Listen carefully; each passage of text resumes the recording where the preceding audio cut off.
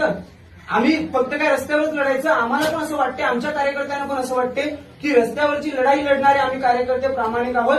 आम्ही पण सत्तेत गेलं पाहिजे. आम्ही सत्तेत गेल्यानंतर आम्हाला समजेल ना की जनतेचे काय मुद्दे आहेत आणि कशा पद्धतीने लढायचं ते.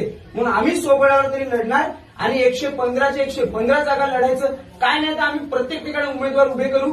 नाही निवडून आले तरी चालेल, पण एखाद्या पाडण्याची ताकद आम्ही खंबीरपणे ठेवू. पण निवडणुकी म्हटली की पैसा येतो, प्रचारासाठी पैसा लागतो, तो पैसा कुठून आणतो?